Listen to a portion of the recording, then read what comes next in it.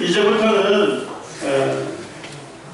예수님이 이 땅에 계셨을 때 예수님 생애와 관련된 역사적인 증거들을 살펴보려고 합니다.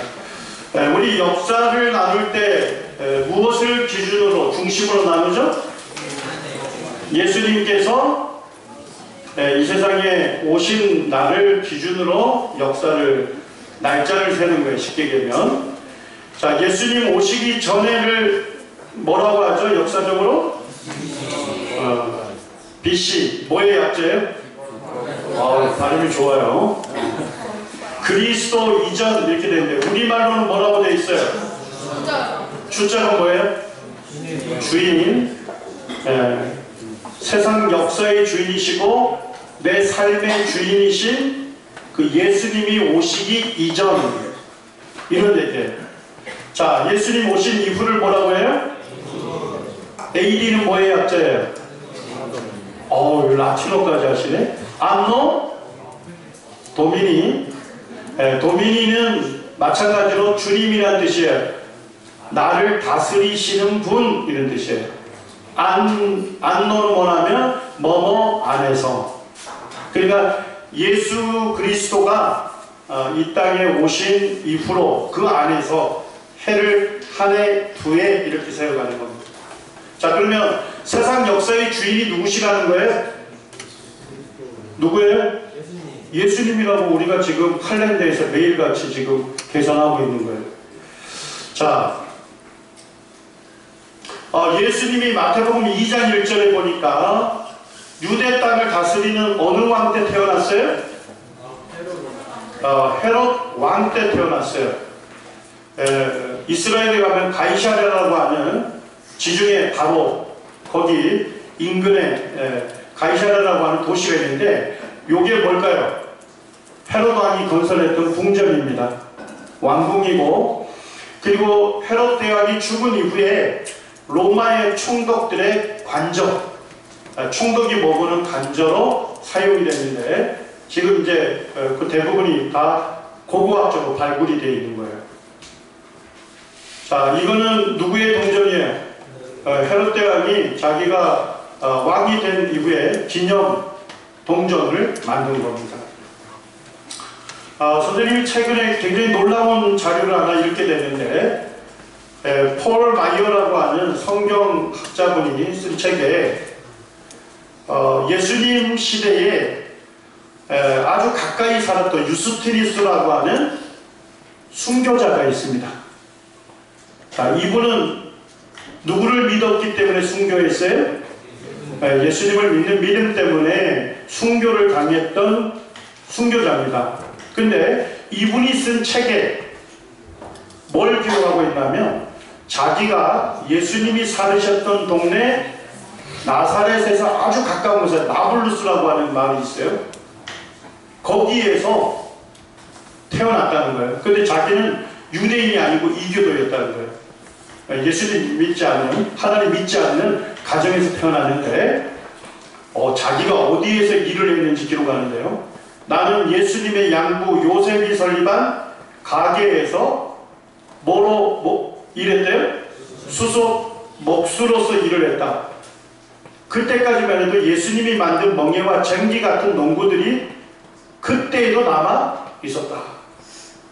자, 예수님이 아버지가 법적인 아버지가 요셉이었잖아요. 요셉의 직업이 뭐였어요? 목수였고 예수님도 목수의 일을 하셨어. 공적인 일을 하기 전에는. 근데 예수님께서 만든 멍에나 쟁기 같은 농기구들이 100년이 지난 이후에도 그때까지도 뭐하고 있었다는 거예요? 사람들이 사용할 수 있을 정도로 예수님이 어떻게 만드셨대요? 아주 튼튼하게 만들었다 하는 것을 지금 이 유스티니우스라고 하는 순교자가 정확하게 기록해 놓고 있습니다. 그 다음에 이제 2002년에 놀라운 발견이 있었는데요. 요게 이제 그 석관이라는 거예요. 석관. 돌로 만든 관이에요. 근데 유대인들은 여기에다가 시신을 집어넣는 게 아니라 그 사람의 뼈 있죠? 유골이라고 하는 것만 요 석관 안에다 두고 여기다 이름을 새겨 넣어요. 주인 이름을. 그런데 놀라운 것은 거기에 뭐라고 써져 있냐면 요셉의 아들이요 누구의 형제라고요? 예수의 형제인 야고보의 석관이 발견이 된 거예요. 아주 쉽게 말씀드리면 예수님의 육신의 동생 중에 누가 있었어요? 자, 성경에 야고보서가 있죠? 야고보서의 기록자가 누굴까요? 그는 누구예요? 예수님의, 주님의 육신의 동생이에요. 그분의 석관이 이제 발견이 됐다고 되어 있고, 근데 제가 이제 자세하게 자료를 좀 조사를 해봤어요. 보니까 유대인들은 예수님 시대에는 사람이 죽으면 땅에다 묻지 않았어요. 여기 보니까 돌로 된 굴이 보이나요? 돌로 된 굴이 있고 요게 입구에 둥근 돌을 막았는데 요 안쪽으로 들어가게 되면 석판이 있어요. 그 석판 위에다가 시신을 올려놓습니다. 자, 시간이 지나면 어떻게 될까요? 이 시신이 부패하게 되고 뭐만 남을까요? 뼈만 남잖아요. 그러면 이 뼈를 추려서 이런 석관에다가 돌로 된 관 안에다 집어넣고 거기다가 이제 이름을 새겨 놓고 그거를 이제 가족 묘로, 가족 공동묘로 이렇게 사용을 한 거예요. 누구 시대에? 예수님 시대에. 2002년에 봤더니까 이제 바이블 아키올로지컬 리뷰라고 이제 고고학 관련된 유명한 이제 과학 잡지예요. 거기에 이제 실렸는데 거기에 뭐라고 기록되어 있어요? 이게 좀 어려우신 분들은 이걸 읽으셔도 되는데 뭐라고 되어 있습니까? 돌에 새겨진 예수의 증거, 예수님의 형제 야고보 석관이 예루살렘에서 발견이 되었다 이렇게 되어 있어요. 이게 이제 석관인데 여기에 보면 이제 이름이 새겨져 있습니다. 자, 예수님 시대에는 어떤 언어를 사용했을까요? 네, 아랍어가 아니고 아람어예요. 아람. 네, 아람어를 사용했는데 여기에 보니까 아람어로 기록이 되어 있는 거예요. 자, 거기에 보니까 야고보 누구의 아들이에요? 요셉의 아들이고 그는 누구의 형제다?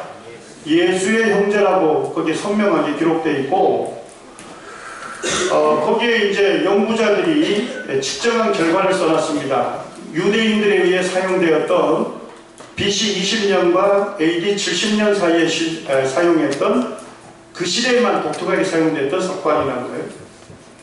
자, 근데 제가 역사가인 요세푸스가 기록한 역사에 보니까 예수님의 육신의 동생인 야고보가 언제 순교를 당했대요? AD 62년. 요 시대에 들어가는 거죠. 그리고 이제 아랍학자들은 요때 새겨진 그 아람어로 된 그 글자 있죠? 그게 1세기 중반의 진품이다. 이렇게 해서 보니까 이스라엘 고고학 협회에서 이거는 조작된 것이 아니고 진품이다는 그것에 대한 확증한 서류까지 제시를 하고 있어요. 자, 마태복음 13장 53절에 보니까 예수님이 어디를 방문했습니까? 고향. 예수님의 고향이 어디죠? 나사렛. 자, 나사렛에 갔으니까 예수님의 형제들 중에 누가 있었어요? 야고보. 그러니까 요셉하고 마리아 사이에서 첫 번째로 태어난 남자아이가 누구라는 거예요? 야고보다. 이렇게 기록이 되어 있죠. 그 다음에 이제 갈라디아서 1장 18절에 보니까 예루살렘 장로 중에 누가 등장하죠? 주의 형제 야고보. 이 석관이라는 거예요. 그리고 이제 선생님이 자료를 계속 뒤져보니까 6년 전에 이스라엘에서 소송이 걸렸어. 무슨 소송이 걸렸냐? 이 예수님의 동생의 석관이 야고보 석관이 진품이 아니다. 누가 문제를 제기했어요? 이스라엘의 정부에서 문제를 제기하고 시키게 문화재청에서 예루살렘에 있는 법정에다가 이거 야고보의 진품 아니다. 이렇게 해서 소송을 걸었어요. 자, 그런데 소송을 뭐라고 판결했어요? 그때 판결했던 판사가 유대인 판사입니다.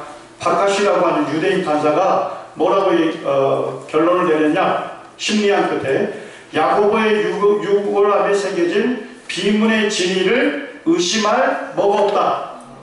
아무런 이유가 없다. 그래서 이 석관이 어디에서 야고보의 진품이라고 또 판결이 된 거예요? 법정에서. 그것도 이제 유대인 판사가 이것이 바로 진품이다 하는 것을 판결을 내린 겁니다. 예수님과 관련된 이 역사적인 증거는 매우 구체적인 거예요. 자, 그 다음에 이제 예수님께서 공적인 하나님의 일을 하실 때 주로 어디에서 했죠? 여기 보니까 제가 가버나움에 갔더니까 가버나움을 누구의 타운이라고 해놨어요? 예수님의 도시다 이렇게 돼 있어요.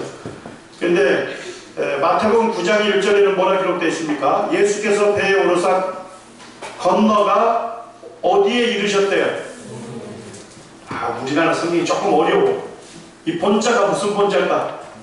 좋아요. 근본 본자. 쉽게 얘기하면 예수님의 자기 동네 이런 의미예요. 여기가 바로 가버나움입니다.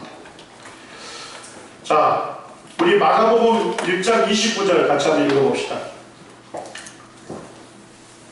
자, 함께 읽어요. 시작.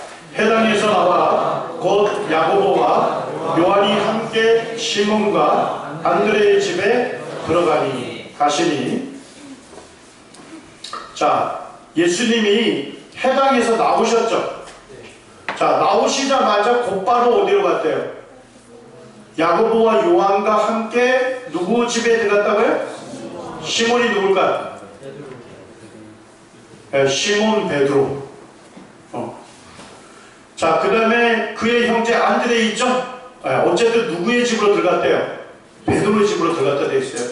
자, 그러면 여러분들 물어볼게요. 가버나움 해당하고 베드로의 집이 가까웠다는 거예요? 멀었다는 거예요? 그래, 여기 보니까 해당에서 나와 곧 시몬과 안드레의 집으로 들어가셨어요. 자, 여기가 갈릴리예요. 갈릴리. 갈릴리 호수인데 여기가 바로 예수님께서 말씀을 전했던 가버나움 해당터입니다. 자, 그리고 여기가 어디예요? 베드로의 생가의 터로 발굴이 된 거야. 자, 가까워요, 멀어요? 예수님께서 가버나움 해당에 나오시자마자 곧바로 어디로 들어간 거예요? 베드로의 집으로 들어가게 된 겁니다. 이런 고고학적으로 이것들이 발굴이 되어 있는 거예요. 자, 여기가 가버나움 해당입니다. 예수님께서 이 가버나움 해당에서 말씀도 전하셨고 병자들도 고치셨어. 자, 이게 잘생긴 사람이 누군지 아시겠죠? 선생님 이제 갔다가 진짜 갔다 이렇게 해서 사진 찍었는데 요 벽을 잘 보세요. 벽에 보면 위에는 무슨 색깔이에요? 흰색이잖아, 흰색. 밑에 기초는요? 이 검은색인데 거기에 뭐라고 기록되어 있냐면 이 검은색으로 되어 있는 그 기초에 해당되는 것은 예수님 시대에 해당터래요. 그래서 여기에 보니까 예수님 시대에 해당의 터예요. 근데 이게 이제 무너져 가지고 4세기 말에 이렇게 백색 석회암으로 다시금 재건축된 거예요. 그래서 이게 예수님께서 직접 말씀 전하고 병자를 고치셨던 그 해당표가 지금도 발굴이 되어 있는 겁니다.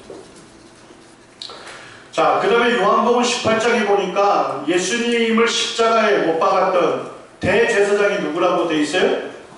가야바. 그래서 지금 몇 년 전에 가야바의 그 가족묘가 발견이 됐고, 자, 이건 누굴 걸까요? 가야바 대제사장의 석관으로 이스라엘 고고학협회에서 확증해서 지금 우리에게 알려주고 있습니다. 자, 그 다음에 예수님을 십자가에 처형을 온도했던 로마의 총독이 누구예요? 빌라도인데요.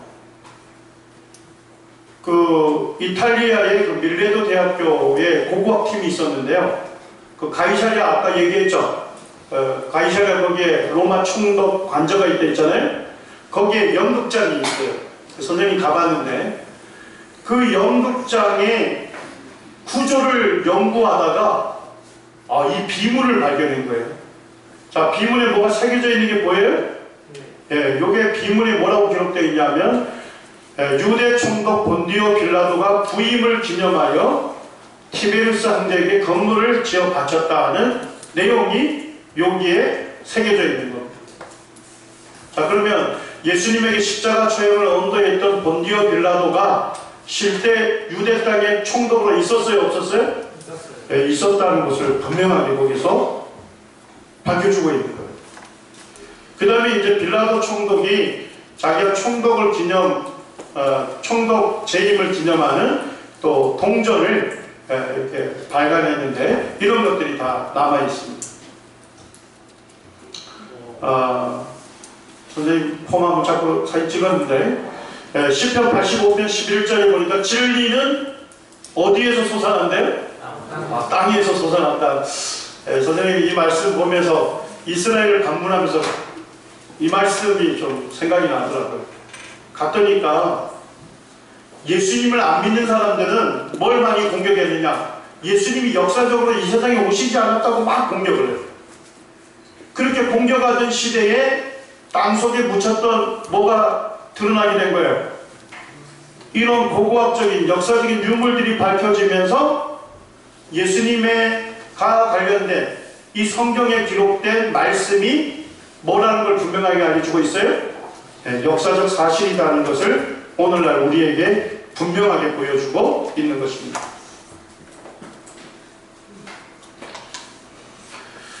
자, 예수님의 삶에 대해서 성경에만 기록되어 있을까요? 자, 성경 이외에 예수님에 대한 기록이 있을까요? 없을까요? 성경 이외에도 예수님과 비슷한 시대에 살았던 역사가들의 책에 예수님의 생애를 기록하고 있습니다. 자, 이분이 이제 로마의 그 역사가 중에 타키투스라고 하는 분인데 로마 역사가 중에서 가장 존경을 받는 사람이에요. 근데 이분이 언제 태어났어요? AD 55년이니까 예수님이 십자가에 죽으신 연대가 33년쯤 돼요. 자, 그러면 가까운 시대예요? 먼 시대예요? 매우 가까운 시대에 있었던 역사가예요. 근데 이분이 네로 황제에 대해서 역사를 집필하는 그 책에서 누구를 언급하냐면 예수님을 언급하고 있습니다. 자, 이렇게 기록해놨습니다. 결과적으로 네로는 자신에 대한 세간의 나쁜 평판을 없애기 위해 로마 대중이 그리스도인이라고 일컬으며 혐오스러운 행위들로 인해 사람들의 미움을 받는 한 계층에게 뭐를 뒤집어 씌웠대요? 화제의 책임을 뒤집어 씌우고 극심한 고문을 가했다 이렇게 돼 있어요. 자, 네로 황제 잘 알죠? 네로 황제는 건축가이었어. 건물 이런 걸 짓는 걸 굉장히 좋아했어요. 근데 네로 황제 때 로마의 시는 어떤 시였냐면 너무 정돈되지 않는 시였어요. 막 건물을 막 짓다 보니까 도시가 너무 자기가 볼 때는 난잡해 보였어. 그래서 네로 황제가 뭘 하려고 했냐면 이 로마의 도시를 완전히 불태우고 새롭게 건설하고 싶었습니다. 자, 그래서 실제로 누가 로마시를 불태운 거예요? 네로 황제가 불태웠는데, 자, 불태우니까 뭐예요? 로마 시민들이 엄청나게 불만을 토로했겠죠. 자, 그러니까 누군가 희생양이 있어야 돼. 그래서 누구에게 뒤집어 씌운 거예요? 예수님을 믿는 성도들에게 이 화제의 책임을 뒤집어 씌운 거예요. 그리고 이제 그때 수많은 예수님을 믿는 구원받은 성도님들이 순교를 당했습니다. 그때. 이 역사책을 읽어보면 참 읽기 어려워요. 거기 보면 네로가 어떻게 했냐면 성도들을 순교시킨 다음에 그 시신을 땅에 묻지 않고 십자가에 매달아 놓은 거예요. 양쪽으로. 그리고 거기에다 뭘 지핀 거예요? 불을 지펴서 불을 피운 거예요. 파이트. 네. 그런 역사들을 기록하고 있어요.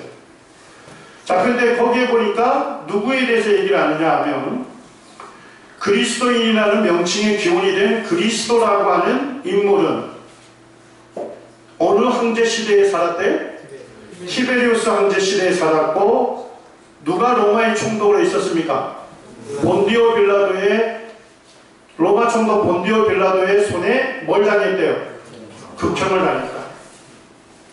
자, 예수님도 이 성경에서도 마찬가지로 보면 예수님이 티베리우스 황제 때 사역을 하셨고, 그리고 로마 총독 본디오 빌라도에게 극형을 당했습니다. 십자가형을 당했다는 것을 기록하고 있습니다. 자, 근데 잘 보세요. 이 타키투스라는 사람이 기독교의 친화적인 인물일까요? 아니면 적대적인 인물일까요? 뭘 보고 알 수 있어요? 예수님을 믿는 믿음에 대해서 혐오스러운 행위라고 얘기하고, 그 다음에 뭐예요? 해로운 뭐라고 얘기하고 있어요? 미신이라고 얘기하는 걸 볼 때 이 사람은 예수님을 믿는 기독교인도 아닐 뿐만 아니라 기독교에 대해서 반대하고 적대했던 인물이었어요. 자, 그런데도 불구하고 누구에 대해서는 정확하게 기록해나요? 예수 그리스도에 대해서는 아주 정확하게 기록해 놓고 있는 것입니다. 자, 그러면서 뭐까지 얘기합니까? 최초의 악의 근원인 유대 지방은 물론이고 이 예수님을 믿는 믿음이 어디에까지 다시 나타났대? 로마에서도 다시 나타났다 하면서 로마를 본거지로 삼아 대중화되고 있다, 이렇게 되어 있습니다. 자, 보세요. 성경에 읽어보게 되면 어떻게 됩니까? 유대 지방에 복음이, 예수님에 대한 복음이 전해졌죠. 그리고 어디로 또 전해지게 됐어요? 로마까지 전해지게 되고, 로마를 중심으로 이제 유럽으로 복음이 확산이 됐는데, 이 타키투스가 기록한 거기에도 그대로 그것을 정확하게 기록해 놓고 있다는 거예요. 아, 선생님이 이 역사책을 읽으면서 되게 뭐랄까요, 새롭게 인식했던 게 뭐였냐면, 예수님을 믿지 않는 사람이고 예수님 믿는 믿음에 대해서 적대적인 인물조차도 예수님의 생애에 대해서는 어떻게 기록했다는 거예요? 정확하게 기록해 놓고 있다는 겁니다. 자, 그 다음에 이제 또 다른 역사책에서는 요세푸스라는 사람이 뭘 썼어요? 고대사. 자, 이 사람이 어디에서 독립운동했다고 했어요? 생각나요? 아, 맞아요. 갈릴리. 자, 근데 이 사람이 언제 태어났어요? 37년이면 예수님이 십자가에 운명하신 데가 33년쯤 된다 했죠? 자, 그러면 예수님이 주로 어느 지역에서 사역을 많이 했죠? 갈릴리 지역에서 했잖아요. 자, 그러면 요세푸스가 태어났을 때 어려서부터 귀에 꺾지가 않도록 누구에 대해서 들었을까요? 아, 예수님에 대해서. 그러니까 이 요세푸스라는 인물은 예수님이 활동했던 갈릴리 지역에서 살았을 뿐만 아니라 어려서부터 예수님에 대해서 너무나도 많이 듣고 자랐던 인물이에요. 그래서 그가 예수님에 대해서 그대로 기록하고 있는 겁니다. 자, 뭐라고 기록합니까? 이 당시 예수라고 하는 한 지혜로운 사람이 있었다. 예수는 기적을 행하는 사람이었고 기쁨으로 진리를 받아들이는 사람들의 스승이었다. 예수는 수많은 유대인과 이방인들을 자기에게로 끌어들였다. 빌라도가 유대인들 가운데 유력자들의 건의로 예수를 십자가형에 처했다. 그러나 그의 제자가 되었던 사람들은 여전히 제자로 남기로 고집했다. 그들은 예수가 십자가에 못 박힌 뒤에 사흘 만에 자신들에게 뭐 했다고 주장을 해요? 나타났다고 주장을 했다는 거예요. 그리고 그가 살아있었다고 보고했다. 그렇다면 아마도 그는 예전에 선지자들이 자세히 언급했던 그리스도였을지도 모르겠다. 그리스도의 이름을 따라 그리스도인이라고 불리는 그들은 오늘날까지도 뭐하지 않았다고요? 사라지지 않았다는 겁니다. 이 요세푸스는 예수님을 믿는 그리스도인이 아니었습니다. 그럼에도 불구하고 예수님의 생애에 대해서 아주 정확하게 기록해 놓고 있는 것입니다. 그 다음에 선생님이 읽어보니까 몇 쪽 뒤에는 누구에 대해서도 기록해 놓냐면 예수님의 육신의 형제인 누구에 대해서요? 야고보. 여러분들 야고보에 대해서는 좀 알 필요가 있어요. 자, 야고보가 예수님 살아생전에, 예수님 십자가 지시기 전에 예수님을 하나님의 아들로 믿었을까요? 안 믿었을까요? 믿지 않았습니다. 놀라운 것은 뭐냐면 예수님의 육신의 동생들이 예수님께 뭐라 했는지 알아요? 당신이 그리스도면 왜 여기에 숨어 있습니까? 저 예루살렘에 가서 당신이 그리스도인 것을 나타내십시오. 예수님의 육신의 동생들도 함께 자랐던 예수님이 놀라운 권위 있는 말씀 전하고 놀라운 기적을 행하는지는 알았지만 예수님을 누구로는 믿지 않았어요? 하나님의 아들로는 믿지 않았어요. 자, 그런데 놀라운 일은 뭐냐면 예수님이 십자가에 죽으시고 장사되신 후 얼마 안 됐을 때 야고보가요 예수님을 믿는 사람으로 나타날 뿐만 아니라 예루살렘 교회의 장로로 나타나요. 자, 야고보에게 무슨 일이 있었을까요? 야고보에게 무슨 계기로 그가 예수님을 믿게 됐을까요? 자, 우리 한번 찾아보겠습니다. 야고보서 1장.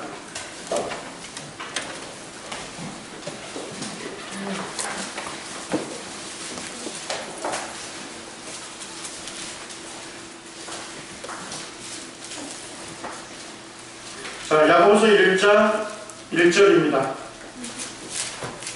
자, 같이 한번 읽겠습니다. 시작. 하나님과 주 예수 그리스도의 종 야고보는 흩어져 있는 12지파에게 문안한다. 자, 야고보가 자신을 누구라고 소개해요?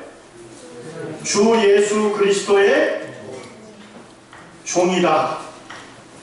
자, 뭔 얘기예요? 자신의 육신의 형님을 뭐라고 고백해요? 형님을 그분이 나의 주님이시다. 그리고 그 예수님이 바로 하나님께서 보내신 죄인을 구원하시는 그리스도이시다. 그렇게 고백을 하고 있는 거예요. 놀랍지 않습니까? 자기와 함께 살았던 육신의 형을 자신의 구주이시고 자신의 주님으로 고백을 지금 하고 있는 거예요. 자, 근데 그 이유가 고린도전서 15장에 나와 있습니다. 자, 우리 한번 찾아보겠습니다. 자, 고린도전서 15장입니다.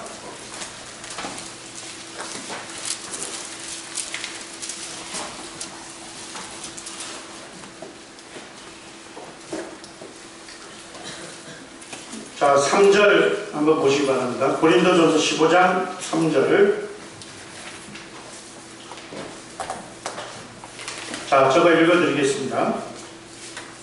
내가 받은 것을 먼저 너희에게 전하였노니 이는 성경대로 그리스도께서 우리 죄를 위하여 죽으시고 장사 지낸 바 되셨다가 성경대로 사흘 만에 다시 살아나사 5절입니다. 게바에게 보이시고, 게바는 베드로를 얘기해요. 후에 12 제자에게와 그 후에 몇 명에게 보이대요? 500명의 형제에게 일시에 보이셨나니 그 중에 지금까지 대다수는 살아있고 어떤 사람은 잠들었으며. 자, 7절에 뭐라고 기록되어 있어요? 그 후에 누구에게 보이셨어요? 자, 야고보가 어떻게 예수님을 자신의 주님으로 영접하게 됐을까요?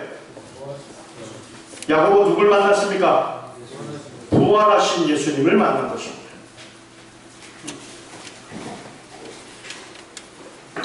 아마도 야고보는 예수님에 대해서 같이 살아서 성장했기 때문에 예수님에 대해서 너무 잘 알겠죠? 예수님의 인격과 성품도 알았을 거예요. 그리고 예수님의 말씀이 권위가 있다는 것도 알았을 거예요. 예수님이 행하시는 놀라운 기적도 보고 들었을 거예요. 그렇지만 누구로 믿을 수는 없었어요. 하나님의 아들로 믿기는 어려웠어요. 자, 그런데 예수님이, 육신의 형인 예수님이 십자가에 죽으신 것도 알았고 무덤에 장사된 것도 알았어요. 자, 그런데 무덤에 장사되신 그 예수님이 누구 앞에 나타난 거예요? 자신 앞에 나타난 거예요. 자, 여러분에게 한번 묻겠습니다. 자, 죽은 자 가운데서 스스로 살아날 사람이 있어요, 없어요? 자, 죽음의 권세를, 죽음을 이길 수 있는 사람은 누구밖에 없어요? 생명의 주인밖에 없는 거예요. 그렇다면 예수님은 누구셔요? 생명의 주인이신 겁니다. 죽은 자를 살릴 수 있는 분은 누구밖에 없습니까? 하나님밖에 없는 거예요. 그제서야 야고보가 뭘 깨달았습니까?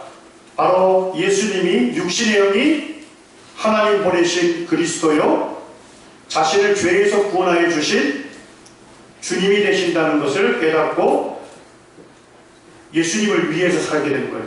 그리고 지금 여기 역사에는 이렇게 기록되어 있어요. 이렇게 기록되어 있는데 보니까 그 앞에서 소위 그리스도라 불리는 예수의 형제인 야고보와 다른 몇 사람들을 끌어내어 그들이 율법을 어겼다고 고소를 하였고 그는 결국 그들을 돌로 쳐 죽이도록 그들을 넘겨주었다. 자, 예수님의 육신의 동생인 야고보가 결국은 어떻게 됐습니까? 순교를 당했어요. 자, 야고보가 왜 순교당했죠? 누구 전하다가요? 예수님이 하나님의 아들이시고 예수님이 십자가에서 우리 죄를 위하여 죽으셨지만 그분이 다시 살아나셨다. 예수님의 죽음과 부활을 전하다가 그것 때문에 순교를 당했던 것입니다. 이분의 이제 이 야고보에 대한 증거들이 대해서 요세푸스가 기록을 하고 있는 거예요.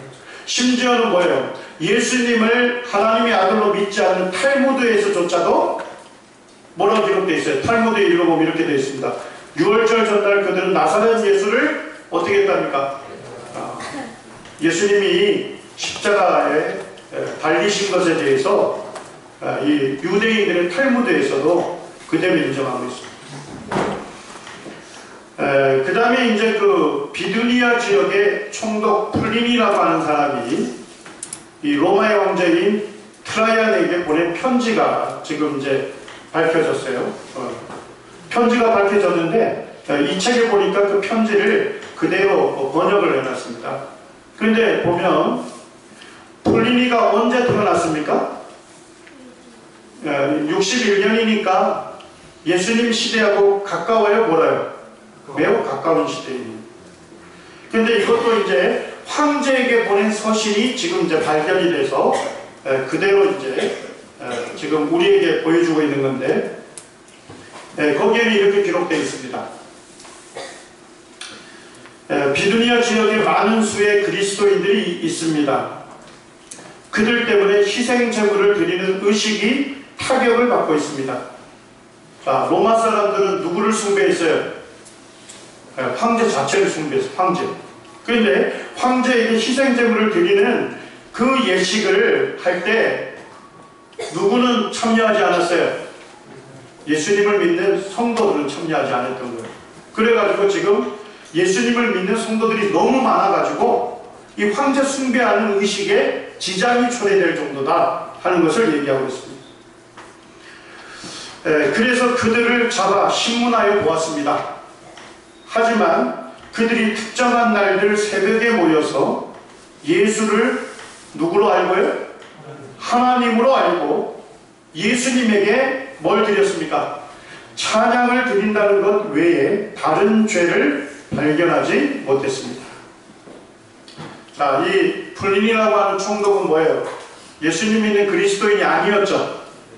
그런데도 불구하고 예수님 믿는 그리스도인들을 자세하게 조사해 봤더니까 그들이 믿는 것은 뭐였어요? 어떤 특별한 날, 정해진 날에 새벽에 모여서 예수님을 하나님으로 알고 예수님을 경배하고 예배했다 하는 것을 그대로 기록을 하고 있는 것입니다. 이제 이 시간에 제가 자세하게 다 말씀을 드리지는 않겠습니다만, 지금 이제 이와 같은 역사책 말고도 8권 정도 더 되는 곳에 예수님의 생애에 대해서 분명하게 밝히고 있습니다. 예수님과 비슷한 시대를 살았던, 예수님을 믿지 않았던 비기독교 역사가들 증언에 이렇게 기록되어 있어요. 자, 예수님은 티베리우스 황제 시대에 살았고, 그리고 예수님은 덕망이 높은 삶을 살았고, 예수님은 뭘 일으켰습니까? 이적을 일으키는 사람이었고, 예수님에게는 야고보라고 하는 이름을 가진 동생이 있었고, 예수님은 그리스도로 추앙받았고, 본디오 빌라도 통치 아래서 십자가형을 당했고, 6월절 전날에 십자가형을 당했고, 예수님이 죽던 날에 어둠과 지진이 일어났다고 기록하고 있고요. 예수님의 제자들은 예수님이 죽었다가 다시 살아났다고 믿었습니다. 예수님의 제자들은 믿음을 위해 기꺼이 죽을 각오가 돼 있었습니다. 그리고 기독교는 로마까지 급속하게 확산이 됐습니다.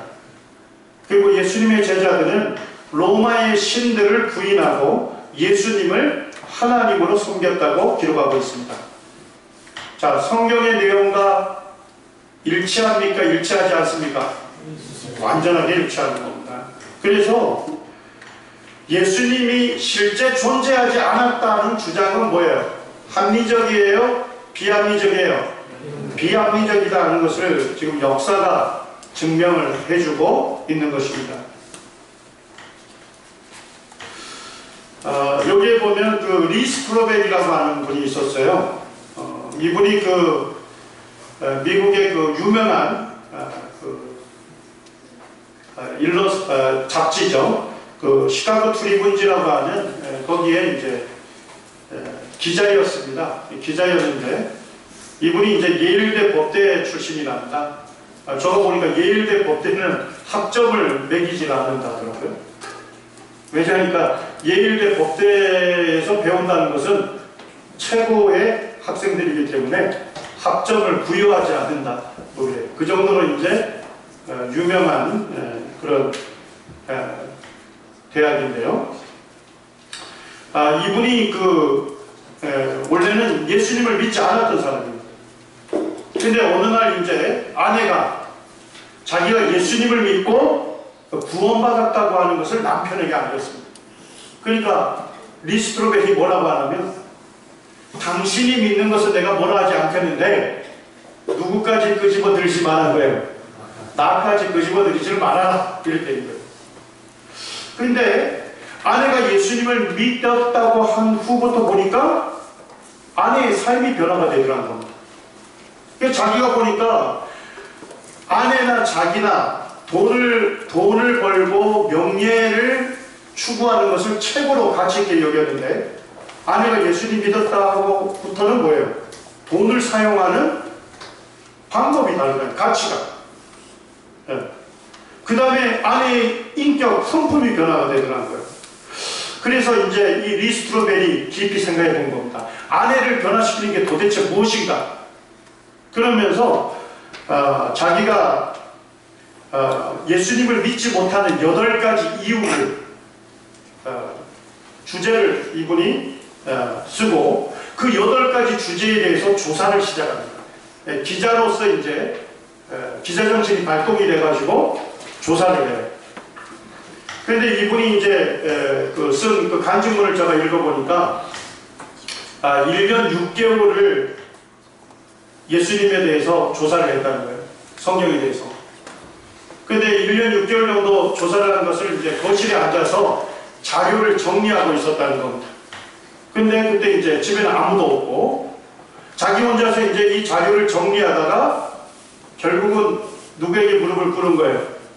예수님께 무릎을 꿇게 됩니다. 왜냐니까 예수님이 이 세상에 역사적으로 오신 것도 사실이고 예수님이 십자가에서 자신의 죄를 감당하신 것도 사실이고 그리고 예수님이 죽으시고 장사되는데 부활하셨다는 것이 너무나도 확실한 사실이라는 것을 깨달으면서 이분이 예수님을 자신의 주님으로 믿고 거듭나게 돼요.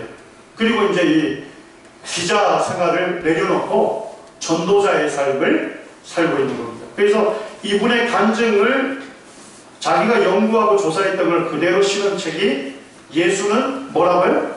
역사가 아닌 책을 지금 이제 발간을 했는데 우리나라에도 지금 우리말로 이렇게 번역이 되어 있습니다. 그 다음에 이제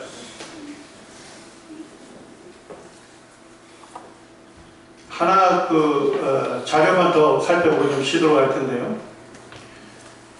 여러분들 혹시 나니아 연대기를 쓴 사람이 누군지 아십니까? 네, 좋습니다. C.S. 루이스가 예수님을 믿는 그리스도인이라는 걸 압니까? 네. 원래는 C.S. 루이스는 옥스퍼드 대학교 교수였고 문학을 전공했던 사람이에요. 문학. 그리고 그의 책을 읽어보게 되면 그는 기독교의 아주 적대적인 인물이었어요. C.S. 루이스는요, 하나님을 적으로 간주하고 기독교를 파괴하려고 했던, 작정했던 인물이었습니다. 그런데 그 같은 대학의 교수 중에 톨킨이라는 사람이 있었어요. 자, 누가 있었다고요? 톨킨. 근데 톨킨하고 어느 날 산책을 하게 된 겁니다. 산책을 하다가 톨킨이 뭘 얘기해줬냐? 예수님의 생애를 기록한 이 성경에 4개의 복음서가 있죠. 그것이 역사적으로 너무나도 신뢰할 만한 정확한 기록이라는 것을 증명해 보였어요. 근데 누가 관심 있는 주제였냐면 원래 C.S. 루이스가 고문서 검증법, 아주 오래된 문서 있죠. 그것이 얼마나 신뢰할 만한 문서인지를 연구하는 과학적인 방법이 있어요. 그러니까 이 부분에 대해서는 C.S. 루이스 교수가 매우 잘 알던 분이었거든요. 그래서 톨킨이라는 사람이 예수님의 생애를 기록하고 있는 이 사복음서가 얼마나 정확한 문서인지를 증명을 해준 겁니다. 이야기하면서. 자, 이걸 들어줬어요. 자, 여러분들 아리스토텔레스 알죠? 네, 아리스토텔레스의 쓴 시약이 있습니다. 자, 근데 놀랍게도 뭐예요? 원문을 언제 기록했어요? BC 340년에 기록했죠? 자, 근데 이 원문 남아있을까요? 안 남아있을까요? 원본은 시간이 지나면 다 없어져요. 그리고 남아있는 건 뭘까? 계속 사본, 뺏긴 거예요. 자, 근데 최초로 남아있는 사본이 언제 거래요? AD 1100년이면 요 간격이 어느 정도 돼요? 1450년이면 여러분들 무슨 생각할 수 있어요? 원본이 쓰여지고 뺏겼는데 최초로 나타난 게 1450년 뒤에 뺏긴 것만 남아있어. 자, 그러면 이 오랜 기간 동안 이 문서가 어떻게 될 것을 의심해요? 변질이 됐을 가능성이 높겠죠? 뭐 사람들이 내용을 집어넣거나 빼거나 이럴 수 있을 가능성이 높아요. 자, 그런데 사본도 몇 개밖에 안 남았어요. 5개밖에 안 남은 거예요. 그런데 재밌는 건 뭐냐? 어느 역사가도 1450년 뒤에 최초로 남아있는 이 사본의 내용을 의심하는 사람이 없다는 거예요. 우리가 볼 때 좀 이해가 안 되죠? 너무나도 변질될 가능성이 높은데. 자, 그런데 고대 문서 중에 가장 정확하다고 얘기하는 것이 뭐냐면 호모의 일리아드입니다. 혹시 호모로스 알아요? 자, 거기에 뭐죠? 호모의 일리아드에 뭐가 등장합니까?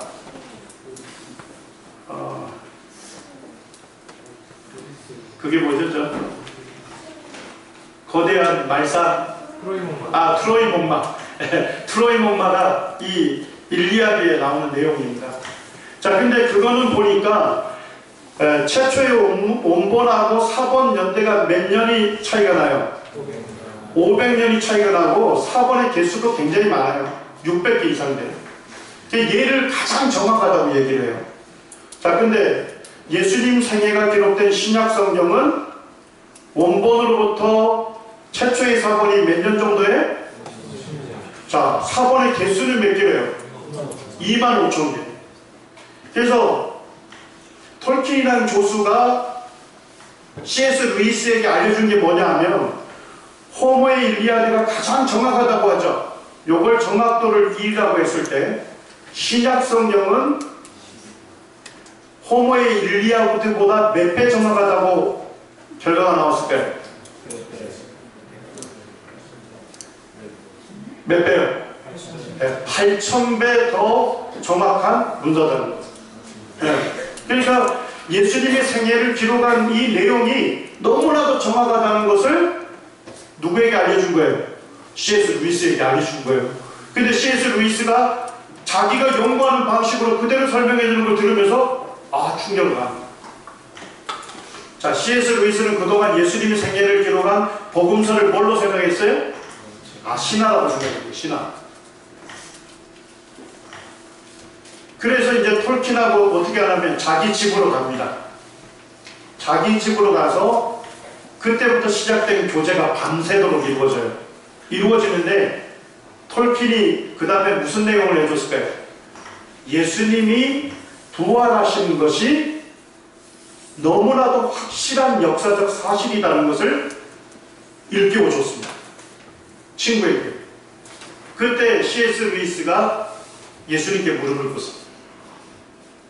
자기는 지금까지 예수님을 자기의 적으로 규정을 하고 신화와 같은 인물을 하나님의 아들로 전하는 이 기독교에 대해서 반감을 갖고 이 기독교 신앙을 파괴하려고 하는 저작물을 썼던 사람이에요. 그런데 예수님의 생애가 기록된 내용이 너무나도 정확할 뿐만 아니라 이 예수님이 십자가에 죽으시고 장사됐지만 다시 살아났다는 것이 너무나도 확실한 걸 깨달으면서 예수님이 누구라는 걸 깨닫게 됐습니까? 하나님의 아들이시며 성경이 말씀하는 그대로 예수님이 십자가에서 자기의 죄를 대신 속죄해 주신 자기를 구원해 주신 분이신 것을 알고 영접을 해요. 그러면서 그가 쓴 책이 뭐예요? 나니아 연대기 썼는데 나니아 연대기는 어떤 내용을 다루는지 알아요? 어떤 내용이에요?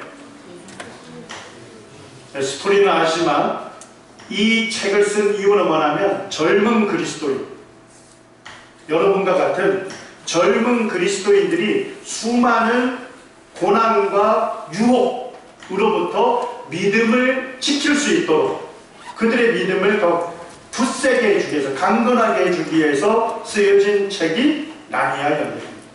네. 그 내용을 여러분들 이해하시고 읽으시면 나중에 이해가 될 겁니다. 10분 정도 쉬고 마지막 시간 갖도록 하겠습니다.